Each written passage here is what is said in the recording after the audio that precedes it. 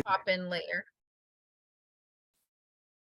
Yeah, so let's go ahead and get started with this month's Public Safety Committee meeting. And Vanessa sent out the agenda. It looks like we have representatives here. I know we're expecting City Attorney Fennell, aren't we, Vanessa? We I are. think She's on the agenda. I asked her to see if she was joining us. Okay. And then because I think she has a presentation, then we've got the Chief Wolf here to give us an update on the police department. Do you have a copy of the agenda? I do. Okay, I do. good. Okay. Yeah. I just want to bring up the agenda and an item on it, bathroom policy. I want to clarify, evidently it was at the last meeting. This is regarding the council's interest in kind of keeping an eye, checking in on what's going on with this public restroom facility on MLK, and not really knowing which department is in charge of it. So I want to find out if the department heads here, do you all know what department it is, or should we check with the mayor to find out what department it's in? President Coughlin also reached out to me today to ask what departments it's in. So I just want to get some clarification because I wasn't at the last meeting. I think that we need to get clarification, and it looks like it's it's on the new business agenda, so we can ask if Kylie shows up, we can ask her, but my understanding is it's going to be with Public Works. So Okay. we might Then we'll probably be removing it from this agenda. I hesitated to have an agenda showing that as, oh, look who's here. I hesitated to have an agenda showing that if another committee is going to be discussing it. So City Attorney Fennell, we were talking about this public, well, there's an agenda item that this committee probably isn't in charge of because it falls under another department. It's the public restroom, MLK, Should we wait until that agenda item comes up in the agenda to discuss whether it should be on the agenda and where it should be? Is that kosher? Is that okay? So it can't be discussed in more than one committee because then you get an OPMA violation. And so sometimes when items don't fit squarely in any one particular committee, a couple things can happen. One is it can just be designated as an item that's going to need to be discussed initially at a study session with everybody involved. So that's one thing. Another could be that there be not necessarily like a formal, but like an ad hoc type group that looks at that item that maybe takes people for just that one item from several different committees. And then another option would be for just one committee to take it, but it's going to exclude the other side, the other committee from looking at it. Then maybe, how would we get this then, City Attorney Fennell? This is a council kind of directive. They referred it to public safety. Shall we now take it back to council and explain this? And you will be there. So maybe public safety committee report, and we can report this and ask for council direction on what to do next. And I'm also mindful that this is like at the last of our agenda today. Sure. So we could push it off until later in this meeting too. I just didn't know whether it should be on the agenda or not. Yes, Jennifer. I'd like to make a motion that we remove this item, I'd like to make a motion that we request that this item go back to study session because we need clarification from the other departments as to who's handling it. I got mixed signals so I'd like to request we put this on a study session agenda. That's fine. That's Okay. fine. Then Vanessa, can you yes, Tom, Chief Wolf.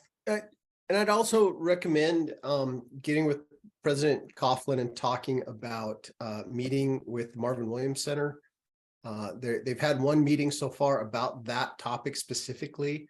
And I think council representatives need to be there to talk to them about. Yeah, So was vision and President plan. Coughlin there? It's No. it's Weren't invited. he wasn't. So it'd be great for him and maybe a member from this committee to be there. Sure, sure. That's a great idea, Chief. And is that something that we can reflect in the minutes, Vanessa? Sure. Yeah. So, and that way we can follow up on getting information about that. We don't have to do it during this meeting. It'll be a trigger for us. and so, So yeah, Jennifer. are you able to, after the meeting concludes, would you send a message to Lori? Well, I'm sorry, to President Coughlin, and request that this item go on to a study session agenda? Yeah, I can let him know certainly what we've talked about here. Oh, Quinn's here. And let him know Hi, that Quinn. the entire, council probably needs to be just given an update, and then, yeah, I can fill him in. Okay, let's get into the actual agenda. Sorry, folks. I mean, I had hoped that maybe that could be handled really quickly, but I guess not. Okay, let me exit full screen. Quinn, are you okay with that too? I just saw you pop in the middle of that conversation. Do you know what we're talking about? Yeah, so I came in at 4:02, so I think you guys are talking about the bathroom. Is that right? Yeah. Yeah. Totally fine. Yeah, and I heard the back end of what Kylie was saying. And that was kind of a question I had too, is, when we allocated these funds, like what was the actual, logistics of that going to be? I know that there's probably some liability issues around having it on property that is city. So that makes sense to me. Yeah, we just want to keep it on the radar, I think. And if this isn't the committee, Kylie shared some good ideas about some options that we could use where more departments than just one would be involved, because it is kind of that kind of a thing where we're all kind of involved. And we want to Okay. avoid breaking, like breaking quorum, right? So we probably can't discuss it any further, if that's okay. Well, we've got three. What are you referring to, Jennifer? Discussing anything more about the bathrooms, so we don't have a quorum issue. Oh, That's awesome. but there's only three of us here. Oh, yeah, I guess it's going, Yeah. okay, it's going back to Yeah, study there's only session. three of But us then if here. it goes to another department, then we've broken quorum. If we start discussing logistics and get information about it, and then it goes to a different committee, if it goes to Public Works, then if we Yeah, talk. Kylie, know, can you come in here and, Yeah, I'm on here. Yeah, so that's what I was talking about, that we can't have an item go through multiple committees, basically. right. And so whenever an item touches multiple committees, the best practice, I think, is basically that it not go to any. And that it instead go to a study session, and that we discuss this item there. Because then everybody gets to be involved. Yeah, yeah. Okay, that sounds Thanks. fine. The more the merrier. The more the merrier. Yeah. Okay, reviewing the minutes. I wasn't at the committee meeting. I will stop saying that after a while. But there are those on this call who were at the meeting. Have those been reviewed? Are there any edits to those? I didn't see any off the top of my head. Quinn, did you get a chance to read the court and the legal? I just want to make sure that we are good to go on those. It was a conversation, Now, did Vanessa propose that if a member missed a meeting, they had to bring cookies for everyone else? Did that make it into the It's minute? hard to put cookies through a computer, I mean, man. we take them through the mail. I mean, we're fine. Study session. We'll be waiting for him. when he There sends we home. go. There we go. I feel like Vanessa did a great job capturing that conversation we had with Judge Flood. And I just was hoping that you were all right with it too, Quinn. Yeah, I'm Okay. I'm So fine it with sounds like we're good with minutes as written, no revisions. All right. You wanna make a everybody in motion? favor? Oh, yeah. I don't think we need to make motions and all of that. You know. Okay. Really? In committee policy? Yeah. Yeah.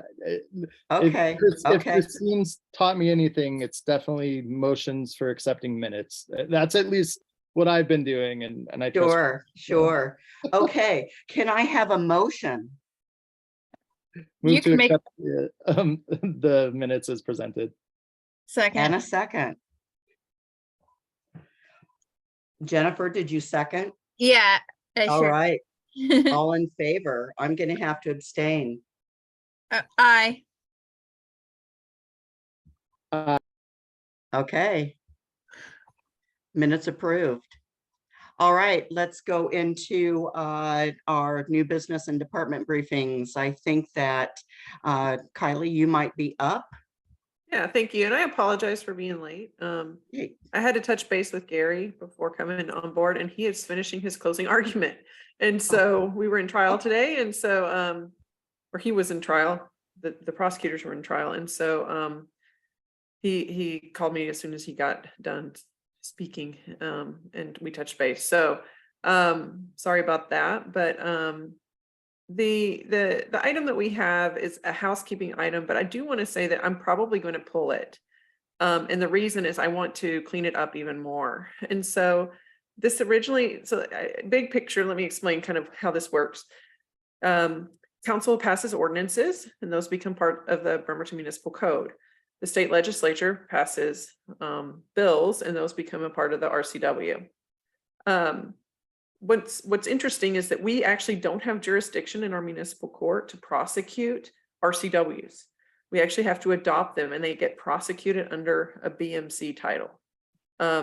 There was actually a case where someone didn't do that. They tried to prosecute under an RCW, and it got dismissed at the Court of Appeals, lack of jurisdiction.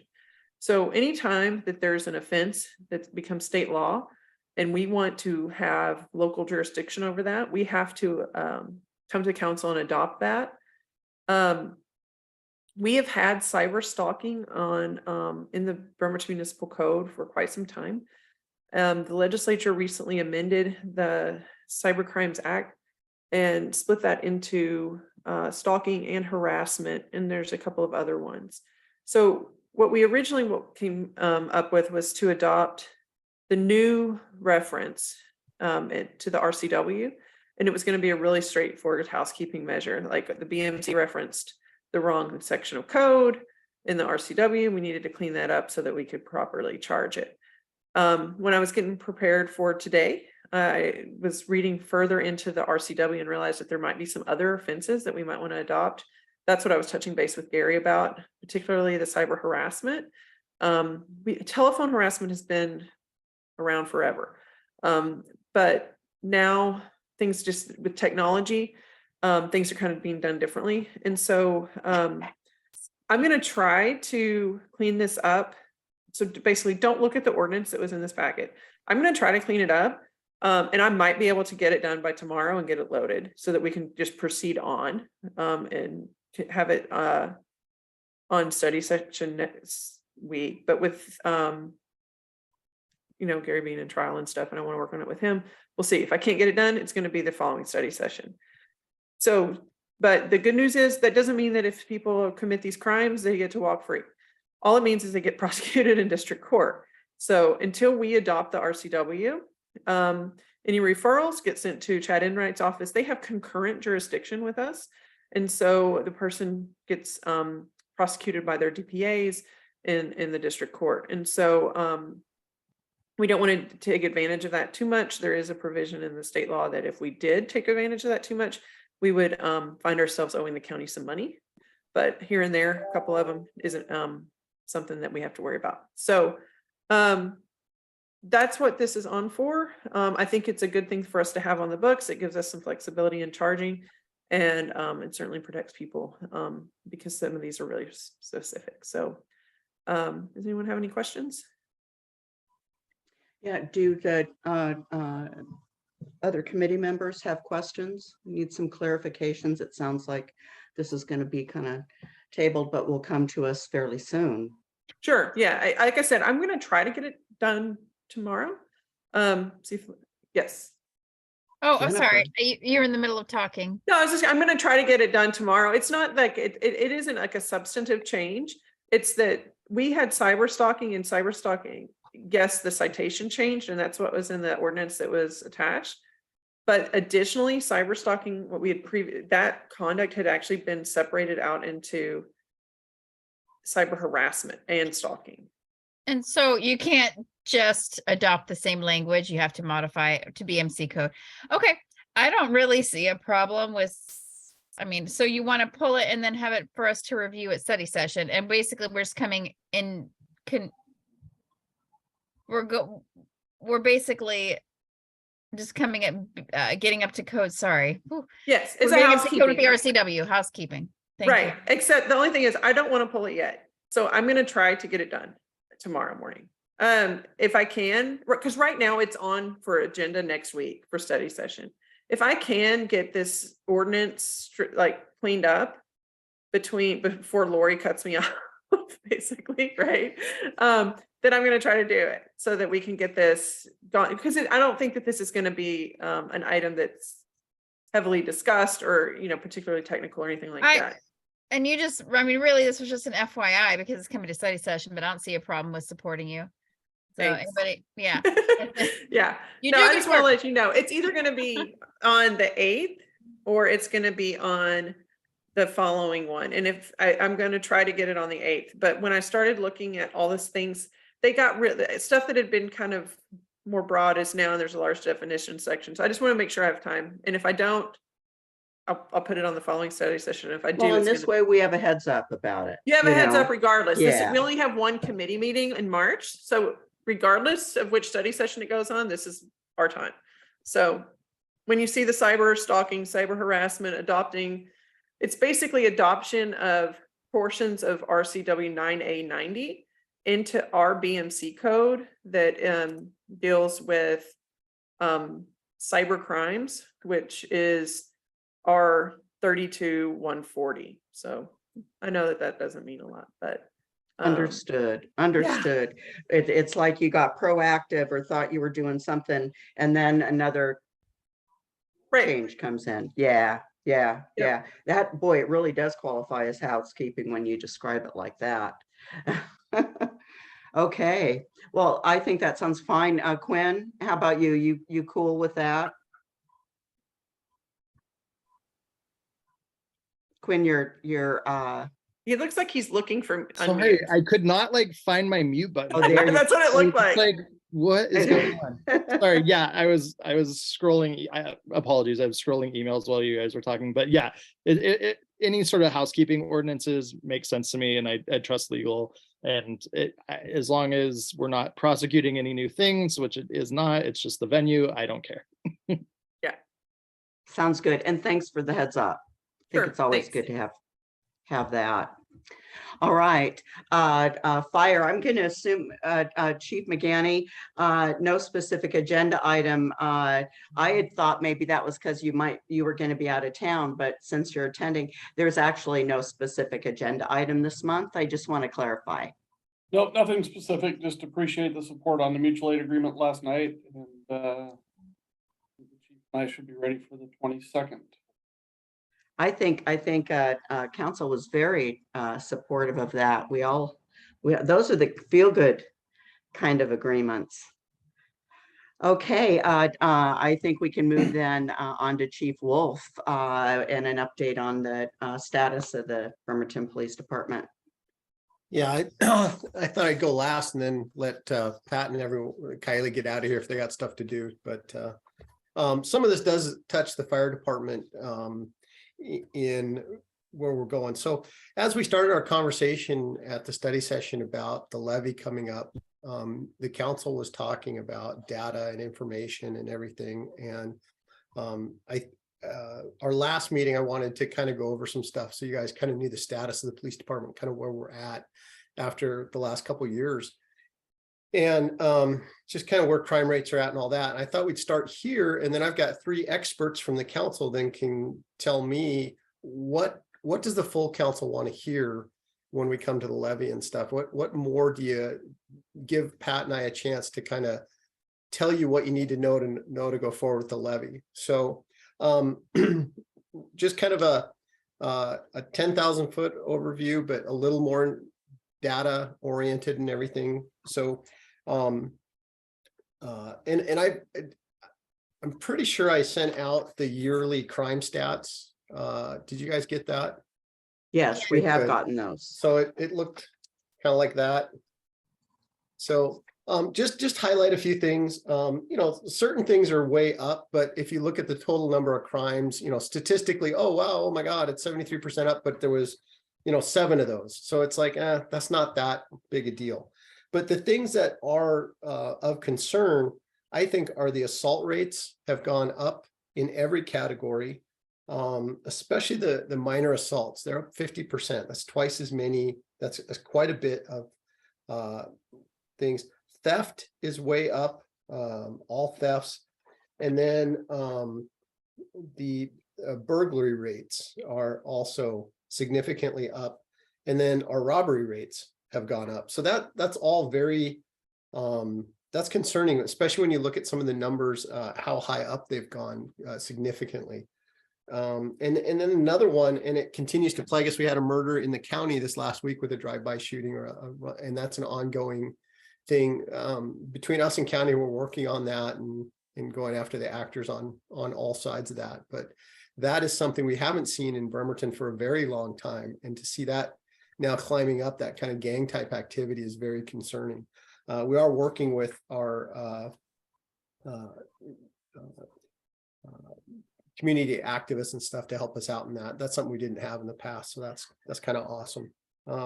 So in 2021, we promoted 11 people. That's a lot of promotions in a department of, we're authorized 64. We had a total of 7 new hire commissioned officers, but we had a total retire, resignation, or probation terminated of 9. So we had a net loss of 2 people in 2021. So we lost 9 people overall as far as commissioned officers. And then in 2022, we lost 7 officers. So that takes us to 16 total right there. And we've had a total of 12 new hires. And in 2022, we did 7 promotions. So that's 16 promotions in 2 years. So what I'm pointing out to you is we're a very new department. We have a lot of new leadership, balanced out by I'm so old. So that kind of helps, I think. But we are building our police department back to where it needs to be. And in the middle of all of this building, we're going to lose, let's see, 1, 2, 3, 4, 5. We will lose 5 people this year. So in 2 years time, we'll have lost 25 people. That's a lot. That's a lot of work to train. The hiring process takes us, it used to be about a year to get someone on the road. Now we're closer to a year and a half, almost 2. One of the things that we have taken action on is we have placed an officer, we're trying to place an officer at the police academy who will be a training, they call him a TAC officer. They will be responsible for training at the police academy. If we provide that person, the state covers their wages, covers their travel costs, all that. And we can actually replace that body here at home if need be. And then the other thing it does is we get to go to the front of the line. So when we have new hires, we don't currently, we hired a young man in January and he went on the list for November of this year to get into the police academy. So he's someone and we're competing literally with every agency in Washington. It used to be, we'd always, like the council, you'll hear when we talk about negotiations and wages and things, they're always talk about the comps. Who are our comparables? And when it comes to law enforcement now and wages, we're comparable literally to everyone now, because we're competing with, like small agencies like DuPont or Stillicum or Furcrest. They're hiring people and everything, and because people are realizing it's just costing us a lot more to get people hired and into law enforcement. So those are kind of big picture things. So what number should we be at? Where should your police department be at? Well, I'll tell you that in 2007 we had a population of about 35,000 people, and we were staffed at 66 officers. And those of you that were around, the bottom fell out of the economy, and we lost about 11 people through retirement and other attrition issues. And then we just never replaced them during that time. So we spent the last, decade or more slowly growing back to where we're at 64 now. We don't have 64 hired. We still have 5 positions open, and we'll have 5 more. So again, a net gain is 0. And it's taking us a long time. We've had 2 of the people that went through the police academy. They did not make it through their field training, and they were let go. So we don't want to run into a situation like we saw in Memphis, where we're just hiring people for the sake of hiring them and lowering our standards. We're going to continue to have our standards very high and hold people to those standards. So and that's why we don't have some of the problems we're seeing in other places in the country. So again, we're at 64 now. The comp plan from 2015 called for 1.8 officers per 1,000. So that would put us at this year at 81 officers. So we're behind on our comp plan. We probably want to revisit that. I know Garrett and the city is working on updating the comp plan as we go forward. I think we should talk about what is a realistic number. The national average for law enforcement is 2.4 officers per 1,000. When I talked to people at Juneteenth, I was talking to this young man, and he was all excited because he wanted to do a police athletic association thing like they do in New York. And I was talking to another young man from somewhere in Texas, and they had this really cool program from where they were from. And I got to thinking, I go, I feel bad. Why aren't we doing these programs? These sound amazing. And what I started looking into it was, okay, their staffing in New York is 4 per 1,000. They have a lot of people to do a lot of different things for their community. We basically have enough people to run 911 calls and do our major felonies and some traffic enforcement. And that's kind of where we're staffed right now. So it's looking at what do we want? What do we want it to look like? The other thing that's really, I think, highly frustrating is, at the state level, we started this whole conversation 2 years ago about what the police should and shouldn't be doing. And there was a whole discussion on, this is what the police are doing and this is what we want them to do. And I don't think we disagree with that. I don't think fire disagrees with that, but no one else is doing this. There's no one picking up the phone when people call 911 and going and taking care of behavioral health issues. We're still the only ones responding. We're still the only ones doing that.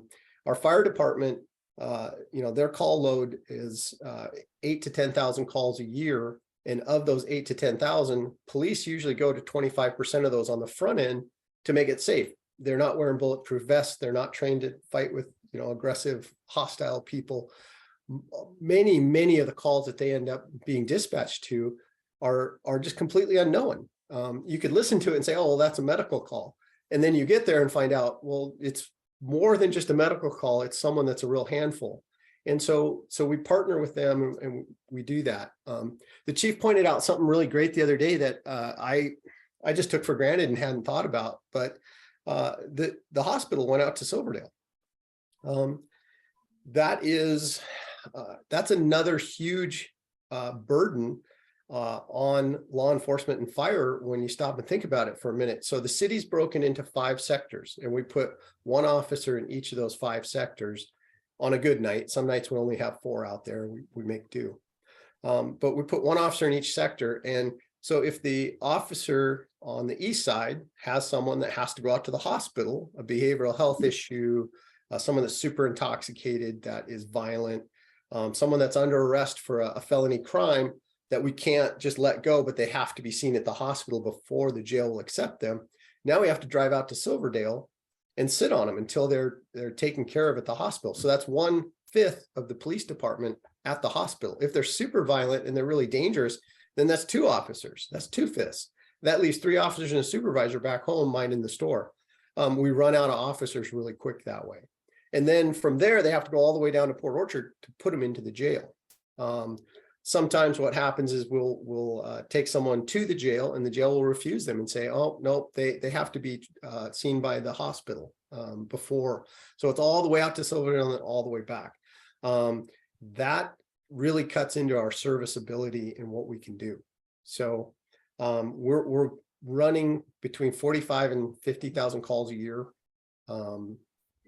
So that's kind of an overview. Well, you know, I think both chiefs, both of you chiefs, have done a really thorough job of talking to us about this. And I, for one, certainly don't want either of you to feel that our request for clarification or for a different kind of distillation of the information that you've given us or whatever is a lack of support, because if anything, I think it's quite the opposite. We want to, you know, if we need to do this, we want to do it well and support it all the way.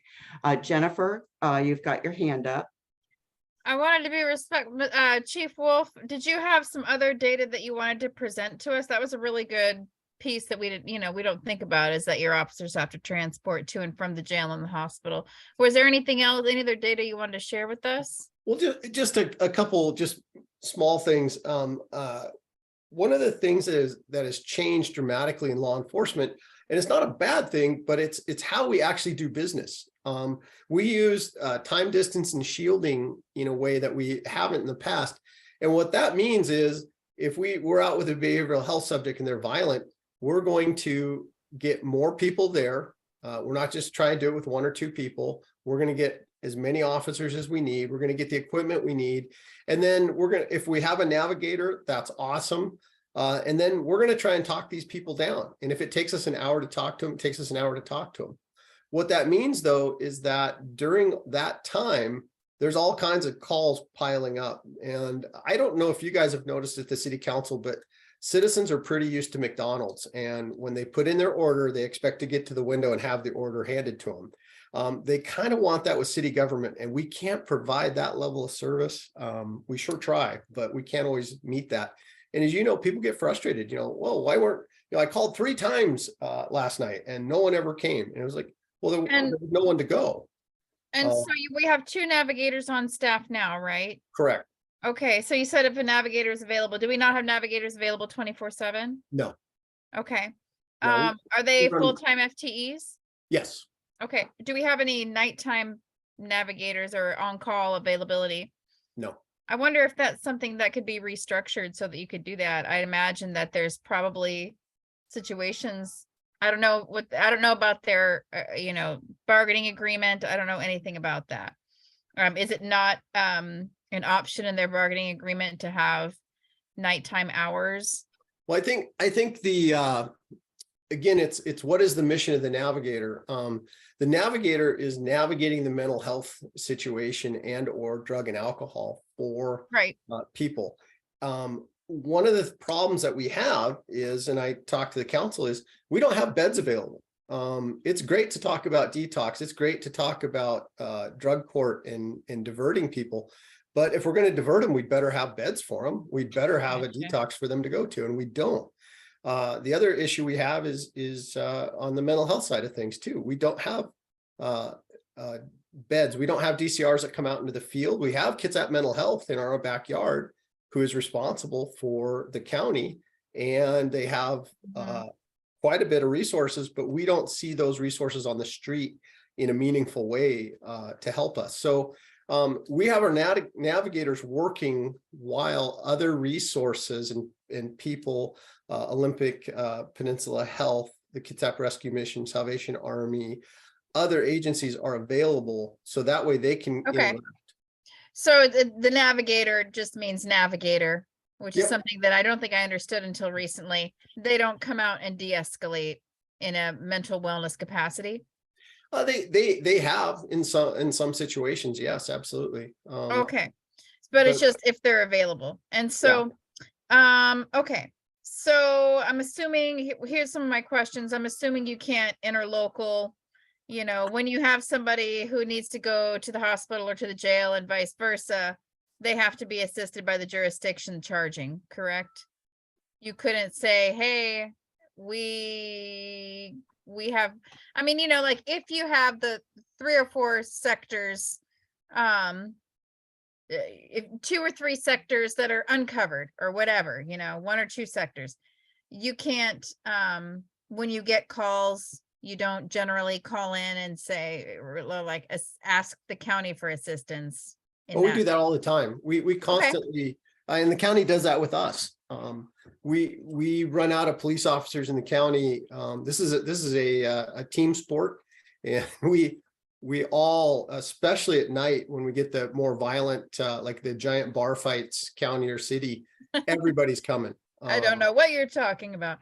Yeah, I I know what see. you're. Quinn has his so- hand up too. Yeah, is it Jennifer, do okay you if I mind if we- finish, if I go ahead and finish my questions and then I'll be done? Okay. Okay, And so sometimes those uncovered sectors can be covered through interlocal agreements. So what you're asking for, Chief, is Well, what kind of to answer data- you that, no, I that's don't think he's really asking for simplifying it. anything. Yeah, he asked what Yeah. kind of, yeah, he's been asking, his presentation, the whole point of the presentation is he wants to know from City Council what data we're looking for and to present at study session. Well, and how to present it. Yeah, Yeah. Sure, but I So- don't think the details, I think we're getting into some details that, as far as management of staff and everything, I think staying at that broader level. Quinn, do you want to jump in here? Yeah, I'll jump in, and Jennifer, I'll give you some time back because I know you weren't finished, but I think just going back to your original question, Chief, like what at least I heard from council was like a request for like visual, and if you need help with that, like I know you guys are really strapped, like I can even help with that. Like it sounds kind of corporate, but I think even having like a mini slideshow of like, this is the why, and I think putting those compelling whys up front so that council really understands, because like the way that council's looking through it is through the eyes of like the voters that are going to vote us in next time, right? Like, okay, why are we raising our taxes? I think it's $30 per 100,000 or whatever it is. But I think putting those really strong points at the beginning of like, hey, the average in the US is 2.4. We have 1.5. We are supposed to have, 69 officers or whatever the number is. This is how many we have. This is how long that pipeline takes to get an officer into the academy, onto the streets. This is the attrition rate that we're seeing. This is how many people we're thinking about retiring.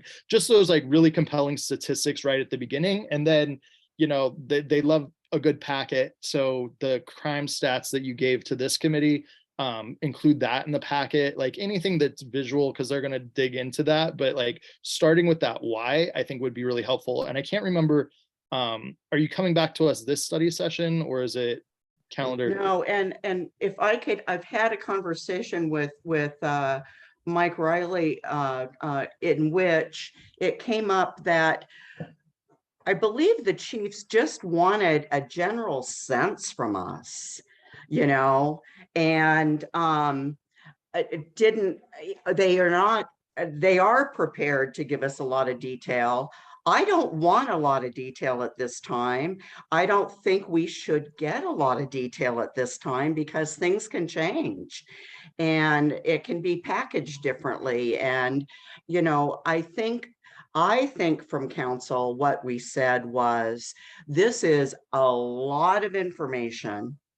We'd like it, you know, in like a bullet point, you know, what are the main reasons for this? You know, we can get into the nitty gritty, you know, later on, but what I want to avoid is taking a look too closely at what that package is going to include when we're not there yet, when you're not really there yet. So, you know, I wanted to clarify that and certainly give the chiefs an opportunity to say, no, actually, we wanted something else.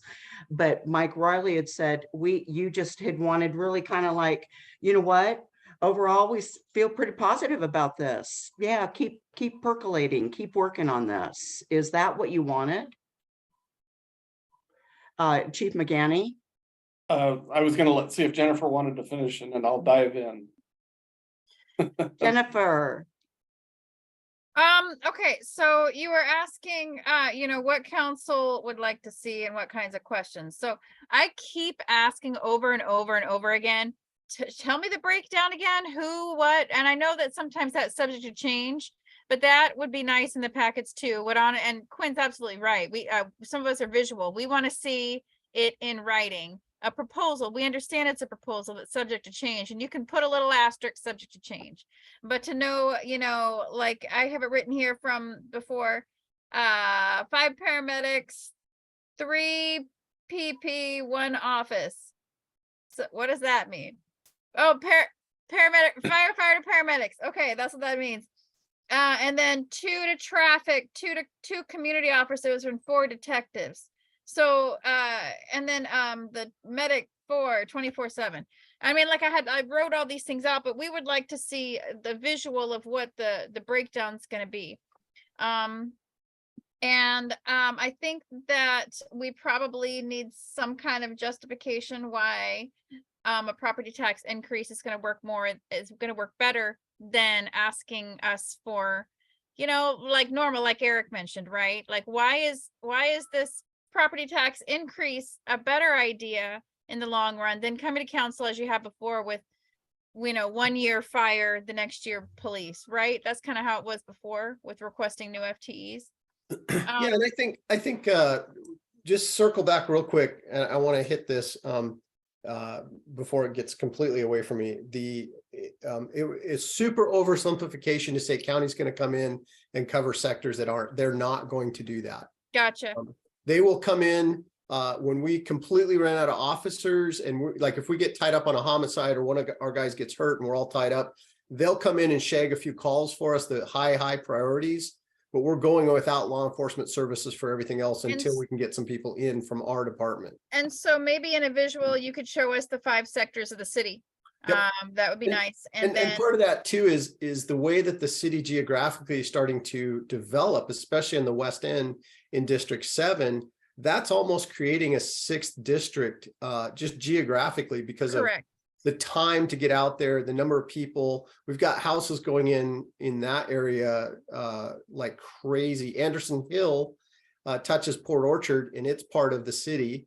And we have houses out there now that we're responsible to patrol, and we really don't. Yeah, McGanny took me out there, didn't you? Like out that way, show me all the. No, that wasn't where we went. That was somewhere different. No, that's a different section of the city. Oh, you're right. Okay, we're talking about Skia Town.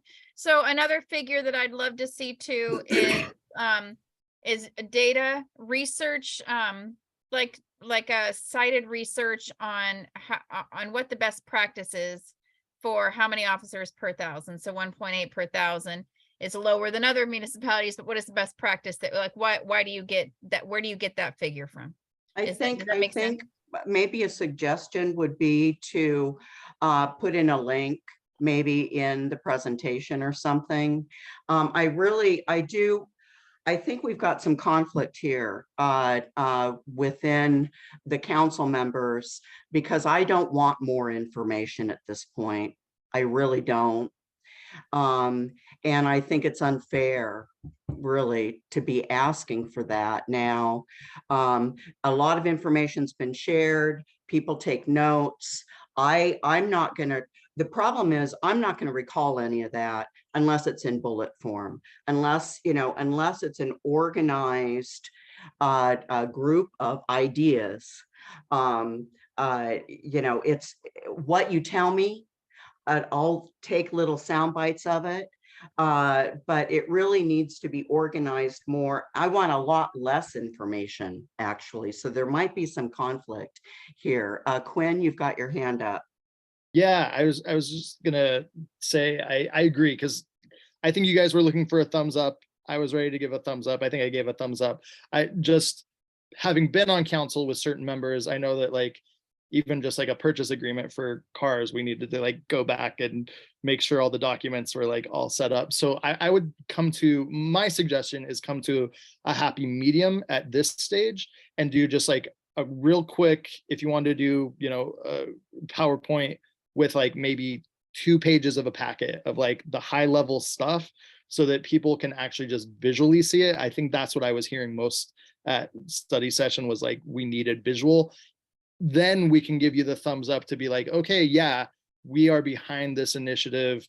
Start laying the groundwork now that we actually see the visual stuff for the staff member time to get into the weeds, because I think that's where this is leading, right? Is building a case for the voters and for council to make this. And we want to put in that staff member time, but we want to make sure that council's behind it in order for it to get onto the ballot. That's the goal, right? Is to make sure we're behind it so that the voters can then decide, right? Kylie, oh, sorry, go ahead. Well,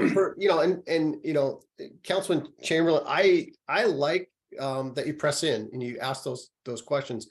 What you're asking for may not be obtainable. If you're asking for scientific data, I probably don't have that for you, but what I can tell you is numbers, like if you look at what 66 officers did for 35,000 people in Bremerton, our crime rates were at their lowest. That same number at 45 should be about 81, 84 officers, and we're nowhere near that. We're 20 below that number, and our crime rates are going up. I can point to that. We're kind of like doctors, and I try to say this about law enforcement. We practice law enforcement. I love how doctors use that phrase. Oh, we're practicing medicine. Well, because it's not an exact science. And I do know that we're the lowest staffed in the country. The average in the nation is 2.4 per thousand. Okay. We're not even trying to get to 2.4. We're trying to get to 1.8.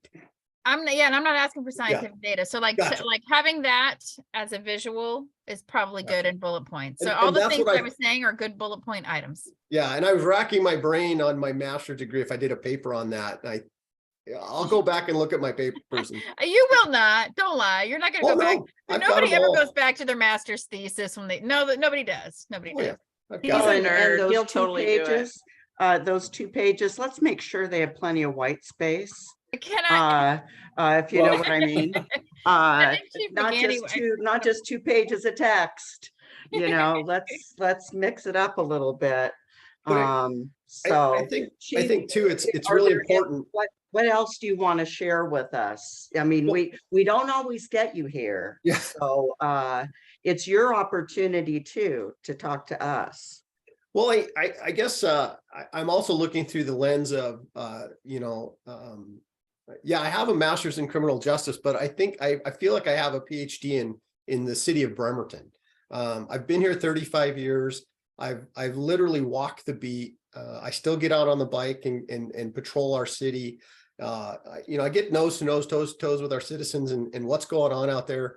I'm probably not qualified to go to San Diego or Bellevue or wherever, but Bremerton, I know Bremerton and I have a huge heart for it. And I know where we've come from crime wise. I know what it was like here. And I know how bad it got during a couple seasons there. And we've really come a long ways as a city. And I don't want to see us go backwards. We have challenges. And I think our your people that vote for you guys that I talk to regularly, public safety is really their number one thing right now. It hasn't always been there. And what that means is we were doing a great job and we were on top of it. And then it's not a concern. And that's the weft and weave of law enforcement. When you're doing great, you stop gaining bodies, you stop, it's, oh, everything's fine, we don't need to do it. And then it turns into a crisis and, oh, we better manage our crisis. We call that crisis management. So, Just a real quick, Yeah.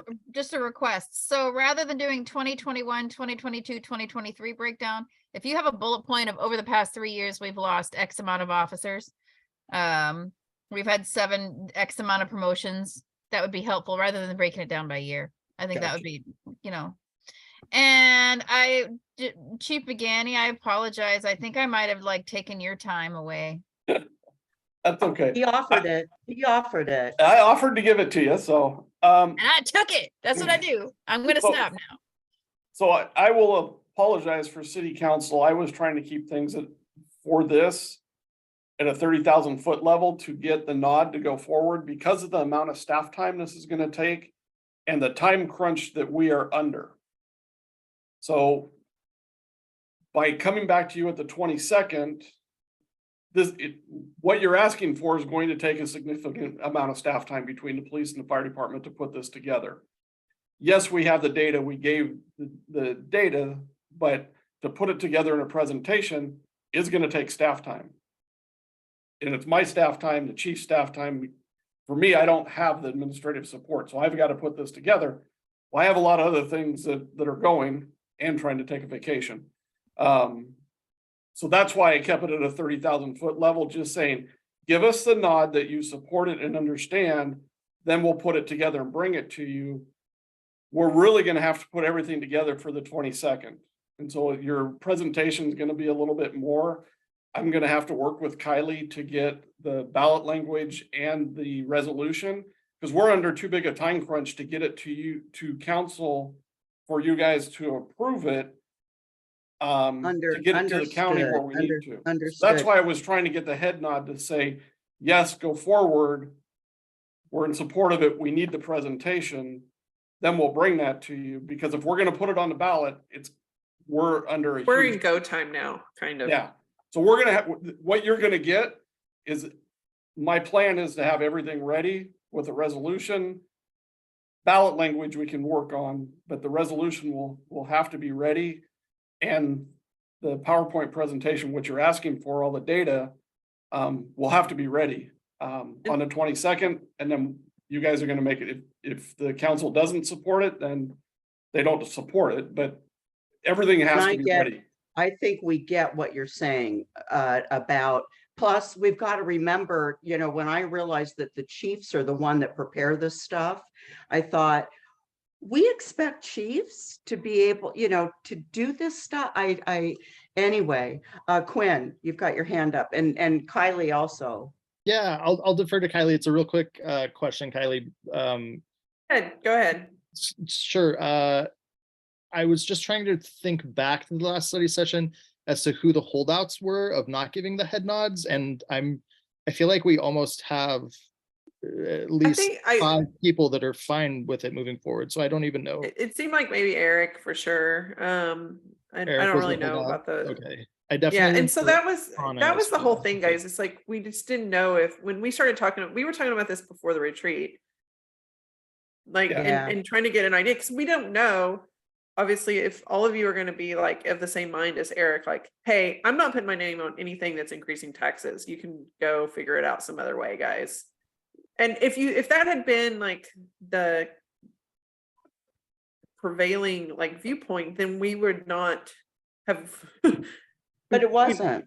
I know, Right. but that was where that was basically I think what the chiefs were trying to get at was, how many folks are just going to be this is not something I'm going to be asking the voters to approve. So no way, no how, don't care how well you put it together. I think you have before, to be honest. Go ahead, Chief. Sorry.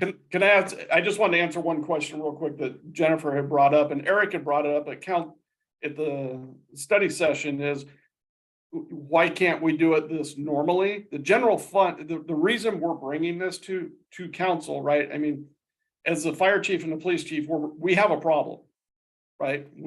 And we're bringing the problem to city council. we're also bringing the solution to you to how to fix it. General fund, What you unless you, just said, Chief, what you just said, Chief, is the first sentence of your pitch. It's like, Houston, we have a problem. Okay, and we're bringing you the problem and the solution. So just hold on to that. Anyway, I go will. ahead, Chief. But the general fund can't, this is a $2 million a year ask. Right? I mean, that's really what it is when you look at it. Our general fund, unless city council is going to make other choices of where general fund money is, like taking it away from streets and finding it, we don't have $2 million a year in the general fund to support this. I mean, plain and simple, even if we did it over, you know, a 2 or 3 year period, by the end, you're still looking at over $2 million a year in FTEs. And then, like I said, unless we're going to do something else, which I don't think we're gonna do, this is really the only solution, is to put it to the taxpayers. And if the taxpayers say no, right? If the taxpayers say no, then they need to understand the service level that they're going to get. Right? We're giving them an opportunity to say, here's the problem. Here's the cost to it. Because we have service level issues, it's going to do nothing but get worse. But they're the ones that are going to vote for it. Same thing that happened in South Kitsap, right? That fire chief is shutting down a fire station because the residents of South Kitsap said no. And if they say no the next time, they're going to shut down another fire station. So we can only do what city council and the citizens are willing to fund. Right, but it's so important how we make that ask. It really is. How we present that case to the voters. And I think the council is trying to say that, you know, it's important. And I think all I need, really, I feel comfortable talking about this, right? I just want council want us to be covered for this, right? With some bullet points and stuff. Chief Wolf? Well, and one of the questions that came up, I think it was at study session, was why police and fire together? And the point that I really want to point out to people is police and fire are in public safety together. If I don't have enough officers on the street going to calls, one of the things that people don't realize is that a lot of calls we get, an officer can go and check on it and clear it and take care of it. You don't want to roll out your fire truck, 60 more times in a month. The cost to the city on that, and Pat, you've got all those numbers around your head, but just from a business standpoint, that's a bad business model. If we're putting lots and lots of miles on our $1 million fire trucks when it could have been handled by an officer real quick and easy, but if we don't have anyone available and it leans towards medical, we're going to say, well, send fire because we're not available. And that's why we're in this thing together.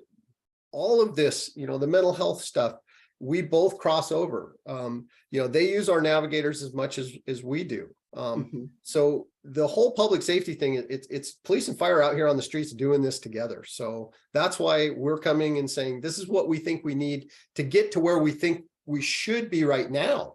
This isn't going to, this isn't handling the growth that we're expecting. This is not going to take us into 10 years forward. This is just getting us to be able to handle the problems we have in front of us. Right. That's why we're asking for that. Kylie, you've got your hand up.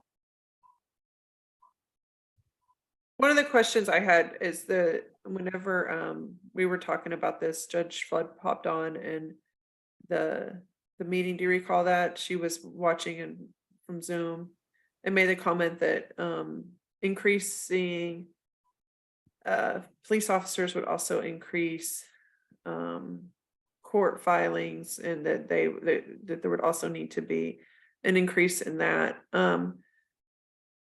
Would it be helpful for us to look and that there's a basis for that comment but there's also, I think, a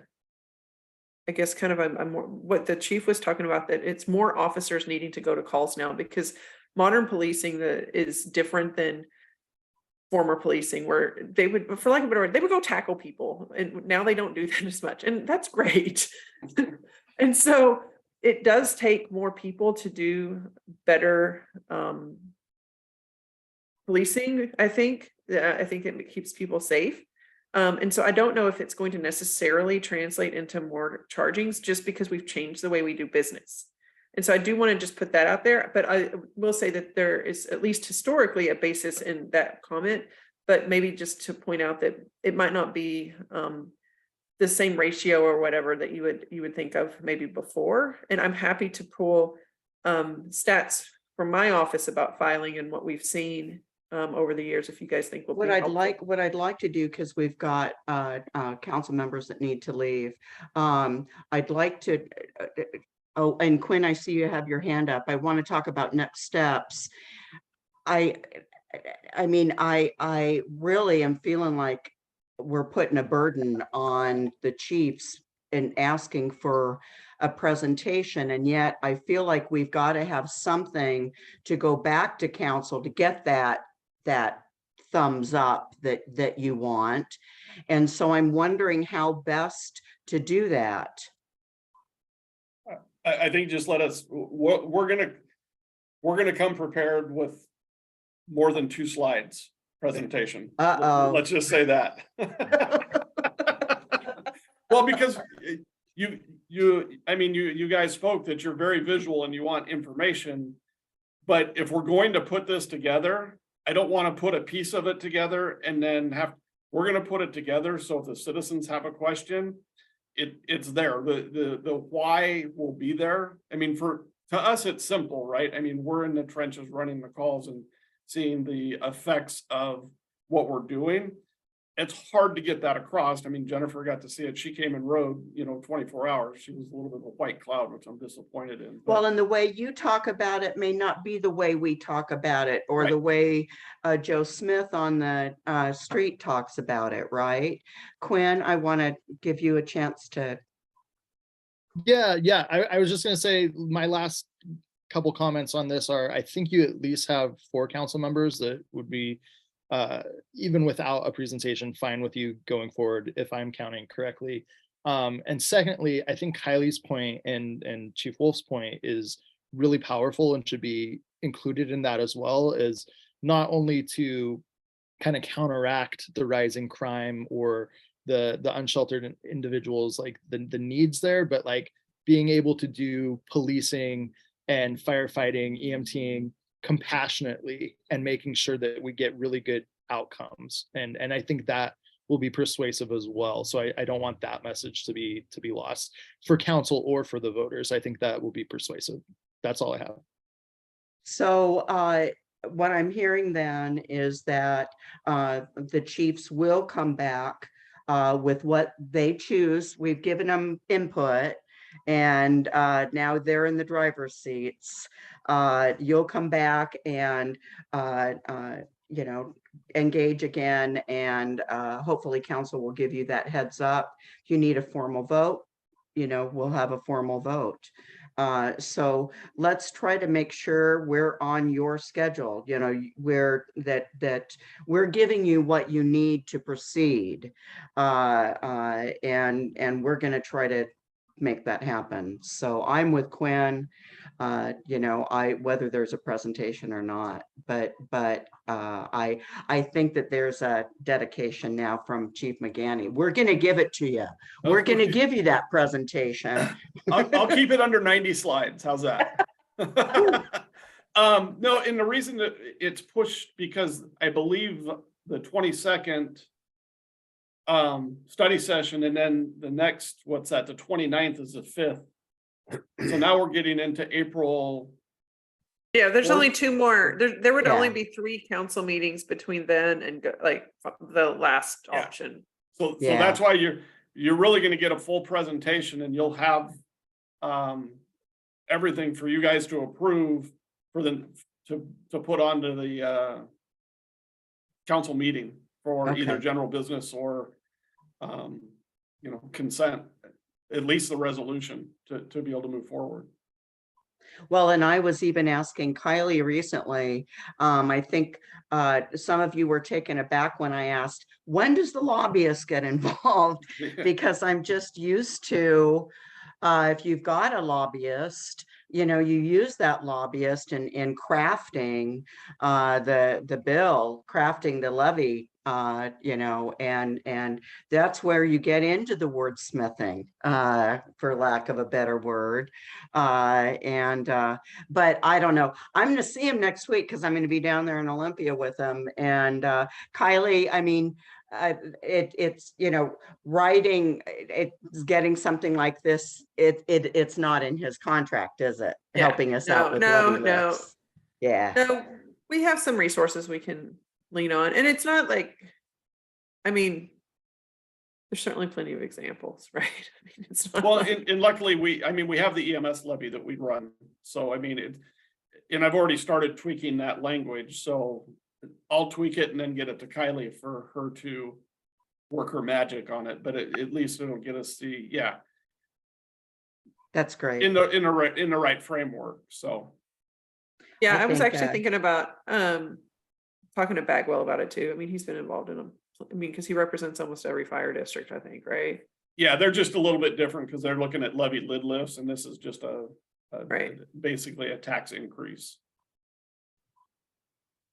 But it's Oh, less than it okay. was in 2018. Yeah.